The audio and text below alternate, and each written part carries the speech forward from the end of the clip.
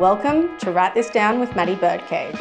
As a global marketing advisory founder, a business educator, and psychology-informed strategist with a full family life and an addiction to luxury travel, I'm here to let you into the inner workings of my businesses, my family life, and my mind to show you how to live the good life. Each episode, I promise to give you practical takeaways you can take action on right away to get you closer to being that calm, growth-focused CEO in control of your business, your marketing, and your life. So make sure you write this down. Welcome back to another episode of Write This Down with Maddie Birdcage. And in today's episode, I'm going to be going against what everyone else on the internet is saying.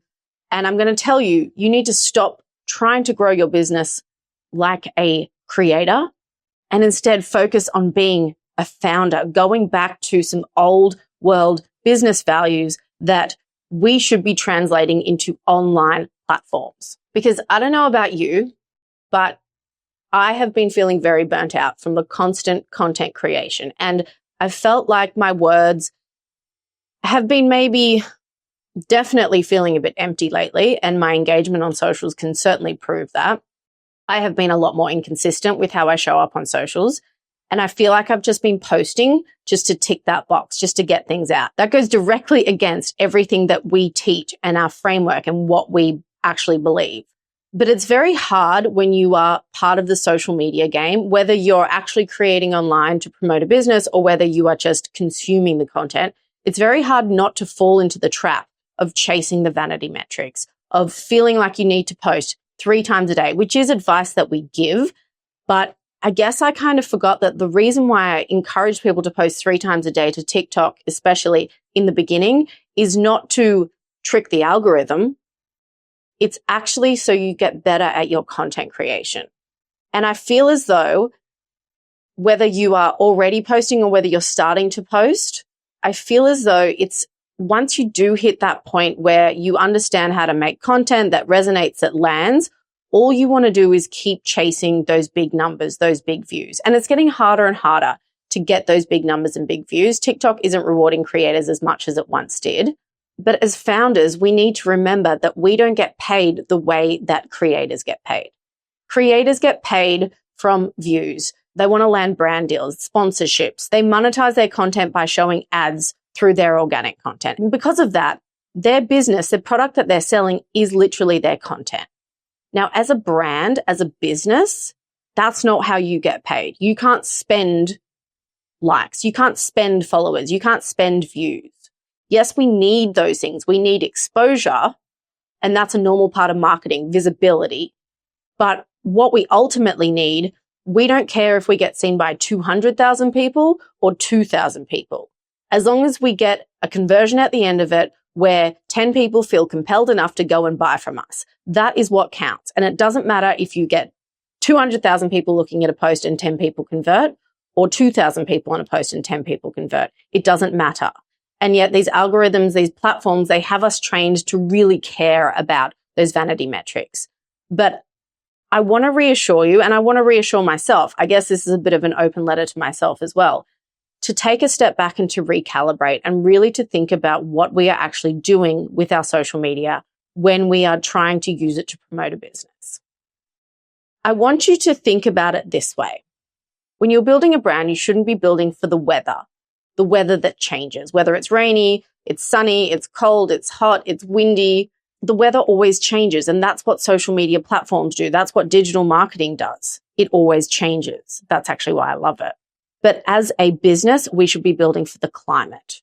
We should be understanding what our audiences want from us, the message that we need to be saying, regardless of what the platform is. We're not going to build a ski chalet in North Queensland just because it gets cold a few days of the year. That's building for the weather. If you're building a house in North Queensland, you're going to make sure it's protected from the rain, that it can be fully air conditioned, that it's maybe you don't have a black roof overhead, because that is the climate. It is a warm climate, even if it gets cold on those few days. So I want you to take that consideration that as a brand, you need to build for climate, not for weather. I know that we have been trained into becoming these content creation machines, and you've been sold on the importance of a personal brand. And don't get me wrong, I actually think personal brands are so valuable and important to founders, but there are actually two ways to build a personal brand. And people really only focus on the first. The first is the creator way. That is optimizing for reach, for volume, for entertainment, for sponsorships. But then there is the founder way, which is optimizing for reputation, for signaling, for proof, for sales. The second one is the lane that we are in. And the good news is that it's calmer and it compounds, and it doesn't ask you to become an influencer, a performer, a comedian, a fashion stylist to be taken seriously. As I said, I stepped back from the social media feed for a little while because I guess a big thing for me, I didn't want to keep adding to a conversation that treats marketing like a game of stunts. I then got to spend time in rooms with people who are building things. They're actually building things that last. They were calm rooms. They were measured answers. There was no hacking the system. There were high standards that you could feel. And it really reminded me that we've let a lot slip in this rush to want to be social media creators as part of our business. We've ignored responsibility. We've ignored craft. We've ignored patience. We've ignored relationship building. And we've ignored focusing on our reputation. Now, they aren't just offline ideas. They actually very clearly translate online when you raise the bar with how you are approaching your digital marketing. And that is really what this episode is about. I'm going to name the problem very plainly, how social turned marketers and brands into performers and content farms. And then we're actually going to look at what is happening online versus what we should really be doing online.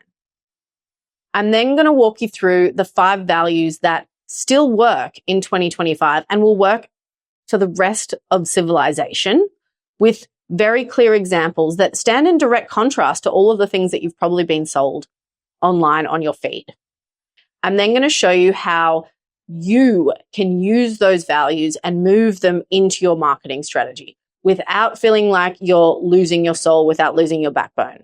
Now, if you are feeling like me and a lot of people that commented on a few of my TikTok posts recently that this mindset that I have actually feels like relief, that is good. Trust that.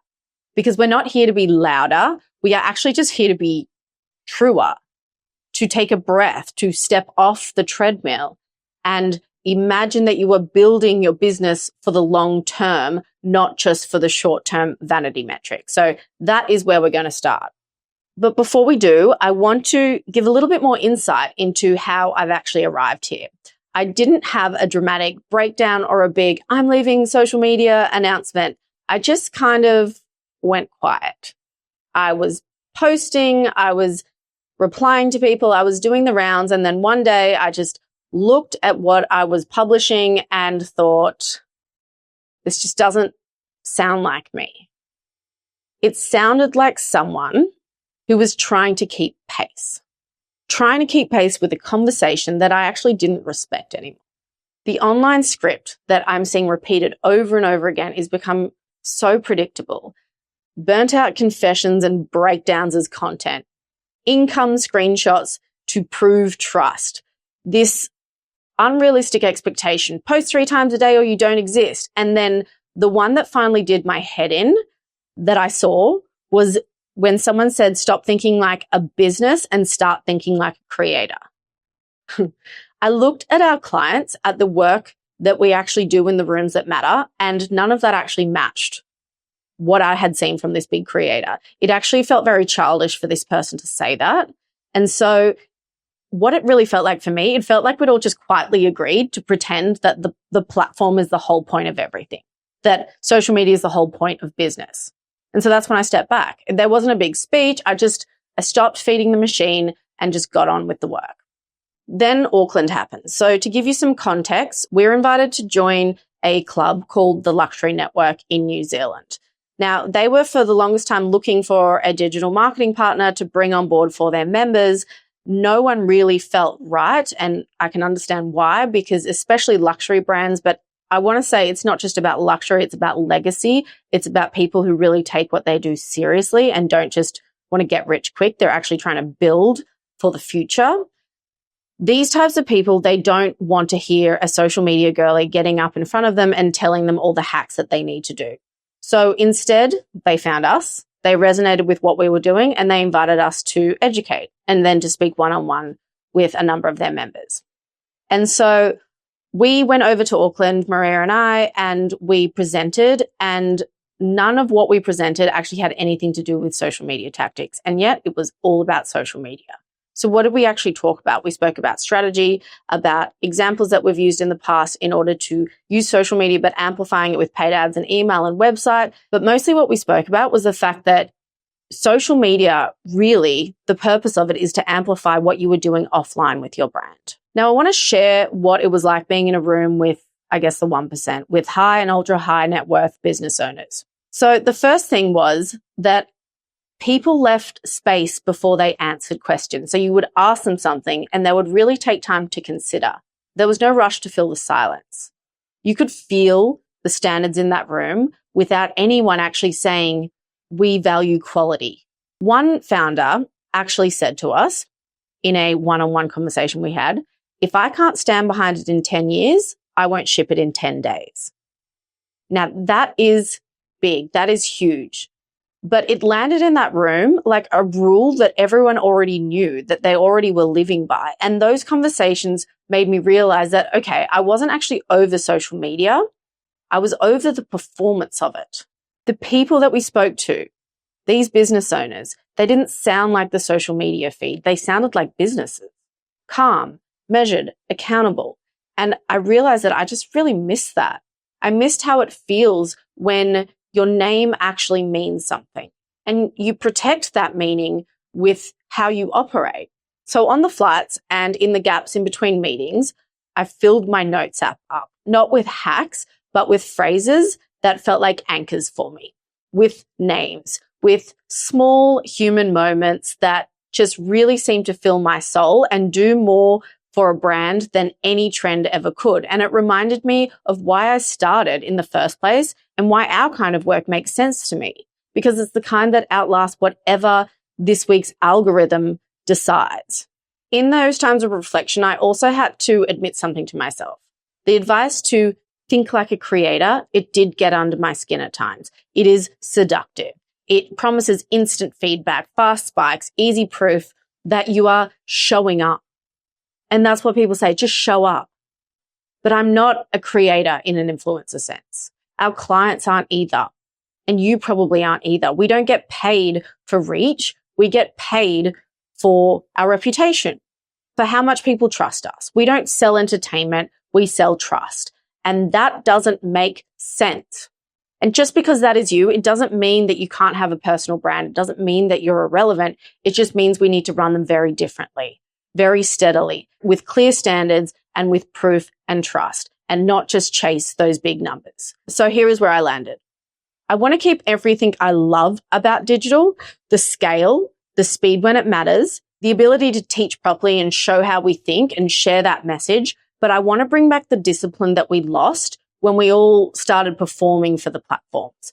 These ideas of responsibility, of craft, of patience, of relationships, these old world business values that we seem to have forgotten somewhere along the way, all of these can be done better through social media. And so that week in New Zealand, it didn't just hand me a new idea. It actually handed me back the permission to say what, I guess it's just given me back the permission to live what I've always truly believed, which is that I don't need to make content for the algorithms. I need to make content for you guys.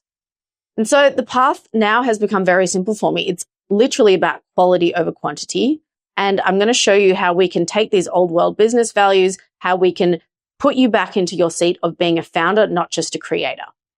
Now, something that I'd love for you to do, maybe write this down to do later, but open your feed and see for yourself it is the same loop on repeat. Hook harder, post daily, show more of your personality, be authentic. It's loud, it's performative, and it's permanently urgent. It's like everyone's trying to win like a talent quest, a talent show that just never ends. And that's why the burnout happens. Meanwhile, it's the people who sign contracts and are moving budgets and are spending money and investing are having very different conversations. So let's look at what these 5 old world business values are and how I believe they contrast to what we're told to prioritize online instead. Now, the first one is reputation. A founder thinks, what will this look like if someone forwards it to their CFO to understand if they want to engage us? That is in direct contrast with this idea of reach, which is, how do we get more people to see this before Friday? Do you see already this difference in shift, reputation versus reach? Reputation, how is this going to look in front of the person that's going to make the decision versus how do we just get the most people possible to see this? The second value, relationships. As a founder, you should be focusing on building relationships offline, but this can also be translated to online. In those rooms in Auckland, I was seeing names remembered, the names of kids remembered, asking what their latest project is up to. It's about leaving those small notes, making a call, remembering the detail. And that is in direct contrast to what I'm feeling online, which is this idea of transactions, where people are almost performing this idea of relationships, where instead of actually remembering details and caring about the person on the other side of you who could potentially become your biggest client or know someone who's going to become your biggest client, instead of that, we think, oh, engagement is down. Let's tell a personal brand story and try and get some relationships happening. Telling a personal brand story is not how you build a relationship. It's how you start a conversation. So yes, it needs to happen, but it's what you do next that makes the biggest difference. And the way that I see relationships that could be built through social media, the way I see that happening is more about that's in the DMs. That's the one-on-one conversations. That's about actually asking people who they are, what they do, what they care about, and how you can help them. Instead of this transactional idea of I'm going to share my mental breakdown, personal brand story about how hard it is and hope people feel connected to me. The third value is this idea of patience. It's this idea of I don't care how long it takes. I just want it to be right because what I put out is a reflection of me, my values, my brand, and my legacy. That is how a founder thinks. That is in direct contrast to this idea of pace that I'm seeing online. You have to post today or the algorithm's going to forget about you. That's the type of mentality that I think that we have been leaning into instead of this idea of if I just make a really great video that really resonates, that is going to have 100 times more impact because of that first value, the reputation value. It is a fine line, though, between this quality over quantity messaging, because I do feel like you can't just post once a fortnight or once a week, especially in the early days. And I think maybe that's where the conversation is a little bit muddy. In the early days, I do recommend posting more. Number one, to get yourself into a rhythm. But number two, when you need to build something, you have to work harder. It's hard. You need more fuel in your car to go from stationary, from park into first gear. But once you're in third gear, it doesn't take a lot more to then transition up to fourth gear. And I think this is what I want to be really clear on. I'm going from fifth to sixth gear right now. I already have built quite a generous audience, one that I feel happy with, comfortable with. I've already built an audience. And so for me now, it's less about just posting 3 times a day. And it's more actually about sharing really quality content with the people that already know my name. If you are in that beginner period, you do need to do more testing. You do need to be posting more, but I don't want you to post out of this sense of, oh, if I don't do this, the algorithm will forget about me. I want you to post more frequently from the perspective of the more I post now, the more I'm going to understand my audience, the better I'm going to get at speaking to them. And therefore, that is why I need to post more frequently.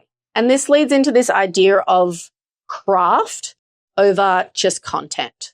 I want you to think of your content as your craft. It's an extension of your brand. It should reflect the same values, the same way that you do what you do inside your business. Don't just post content for content's sake. Don't just make a post because you saw some other creator do it. And I think people say like, this is about authenticity, but it's not actually about authenticity. It is about craft versus just straight out content. And number 5, this is a big one for me. It's responsibility. It's taking responsibility for you, for your customers, for what you do, and for what you're saying on the internet. What I was seeing with all of these founders was they actually say less, but they mean more. And it's because they take responsibility for their words, for their actions, for the effect that they're having on their customers. They're owning their message. They're owning their products. They're owning the emotions that they're making their audience feel. And that is in direct contrast to this idea of just being relatable. People say you need to be relatable with your content. Well, not always. Sometimes your audiences don't want you to be relatable. They want you to be aspirational. They want you to be passionate. They want you to be 5 steps ahead of them. How can you possibly be relatable to them if you're trying to help them get to a new level, a new place? There are some audience schemas where relatability is the key to speaking to them, but for a lot of audience schemas, especially if you're a luxury, prestige, or boutique brand or a professional service, if you are that, you do need to show elements of humanness. Yes, you're not there to be a robot. You don't have to purely be professional, but the idea is not simply to be relatable for the sake of it. You need to be relatable if that is what your audience wants. Now, I want to be very clear that I'm not anti-digital marketing. In fact, I love it more than ever. But I need you to stop treating your digital marketing like a megaphone. I want you to start thinking of it from the perspective of reputation first. Online, we've been taught that we need a new voice every week because the algorithm lacks variety, or this is what's trending right now. But in the rooms that I was just in, it was the opposite. One jeweler said very simply, we make heirlooms. That's it. That was their message. That was what every piece of communication in their offline presence where they're thriving, that is what their communication is backing up. Why this metal, how this join, how they'll service it in 15 years.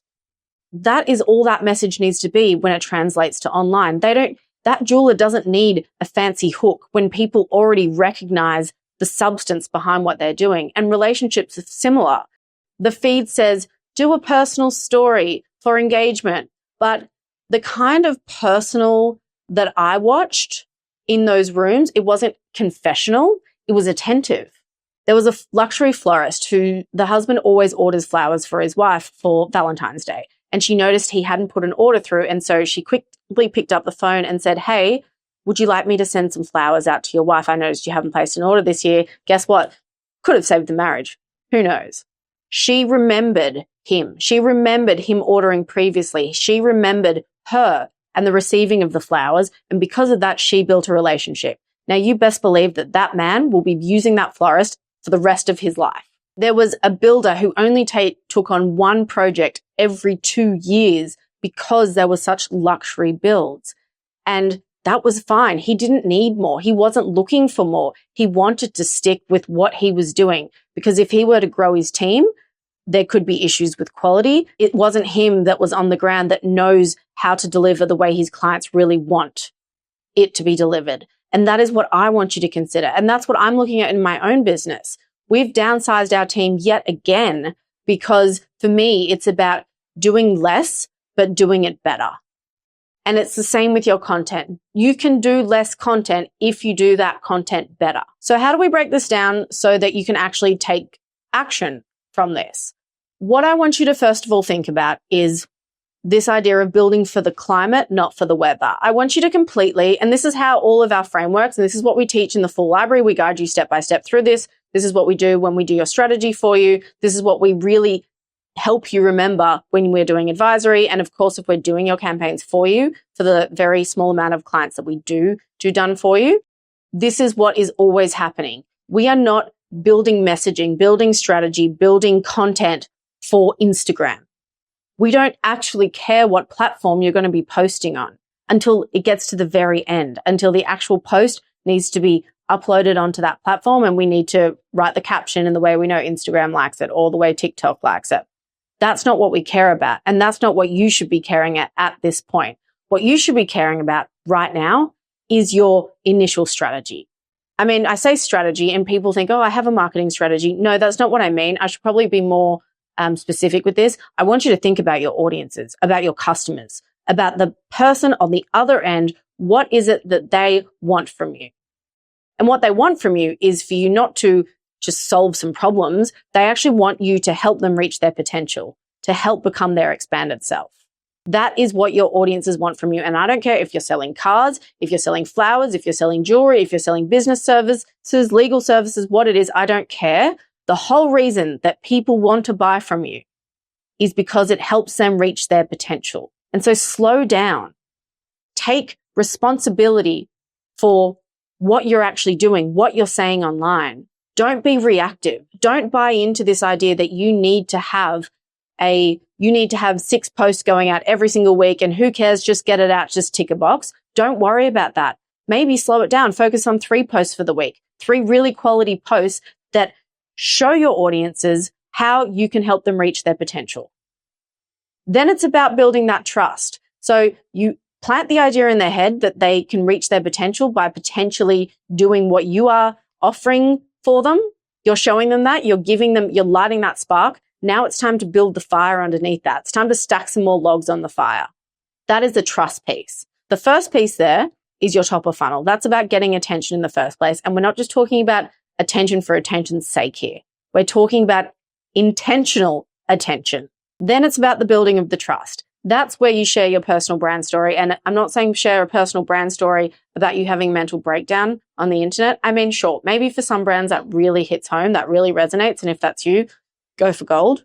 But for most brands, especially if you're prestige, luxury, boutique, or a professional brand, if that is you, if you want to be taken seriously, your brand story, it needs to follow the narrative arc. And in all of our full library trainings, and obviously when we work with our clients directly, we call it our grade 5 storytelling script. And it is a very simple way for you to map out your brand story where you don't have to burst into tears. You get to just tell that story in a way that actually hits home for people. And again, it is about showing them the potential that they can reach by showing them what you have done or how you've done it or what you've overcome in order to build the value that you now offer. It's also about sharing client testimonials and success and case studies. People ask, hey, Maddie, why don't you share more case studies? Well, because each case study is actually individual to the client, number one, and we share enough to be able to build that trust for people. That's not our strategy, just to share testimonials and case studies. The strategy is actually to show you how you can reach your potential. And if you're interested in what the potential is that you want, I will tell you because I know you. You want to be seen as that calm, respected, in control entrepreneur or professional career person. That is what you want out of your life. I know that about you. If I've hit the nail on the head, make sure you send me a DM on Instagram. But that's what you want. And so my goal is to show you how you become that or how I have helped myself become that. That then becomes my brand story. And then finally, at that bottom of funnel level, what we need to do, we need to drive the conversion. And that doesn't need to be a huge part of your content. It should actually only be 20% of your content. And really, where I'm leaning towards with this conversion style content, it's more about being in the stories, being in the one-on-one DMs, the one-on-one selling. The social media gurus online that like to promote, I get paid $100 million a week and I don't even have to do any sales calls. Question, how do you know that? Like, that feels so transactional for me. I want to have a conversation. I actually won't take on work from someone. And that's been a rule since forever in my business. We won't take on work from you unless we have a conversation with you. Even with our self-paced programs, you are invited to book a call and speak to us about whether it is right for you. And I will tell you honestly, because for me, it is my reputation on the line. Again, I'm using that word, reputation. It is my reputation on the line. If the wrong fit buys one of my programs and doesn't get the results and goes on to tell all their friends that they didn't get the results, it's not my program. I know it's not because I know the program works. It's probably that they weren't right for the program. And that's why I'll always be so super honest whether or not people are right for the program, whether they need more handholding through the advisory, whether they need to outsource their work to us because they just don't have the time or the skills, or whether they should be going to someone else. And I'll refer them to our network of marketing people that we have that have gone through Birdcage Certified. If this episode has resonated with you, good. First of all, good. I'm glad I'm not the only one feeling like this. But if it has, make sure you message me and tell me that it has, because I really want to continue this conversation. And I mean, this isn't just a tactic for me to get you into my DMs. No, not at all. I legitimately want to know what is going on in your life. What are the challenges that you're facing? How are you feeling about things currently? And is there a way that I can help you, regardless or not of if we get a sale or not? That's not what this is about. If it leads to a sale inevitably, because we can help you, everybody wins. But if it's just about you feeling like you're heard and maybe me pushing you in a particular direction that I can see that you can't, that's the conversation I want to have. Because I can't tell you how many people I've had sales calls with or conversations with that I've said, hey, I actually don't think we are the right people for you, but try this person over here, who have then gone on to refer people to us because of that honesty. And those people they've referred have ended up being some of our best clients. That is an old world business value, and that is how you can be using it. That is how you should be using it in your business. So stop thinking like a creator. Stop buying into the hook tactics, all of that stuff. Start focusing on being a founder. Start focusing on being a professional business person who stands by what they say, stands by what they do, and is really a master of their craft and has the patience to build something that's going to last.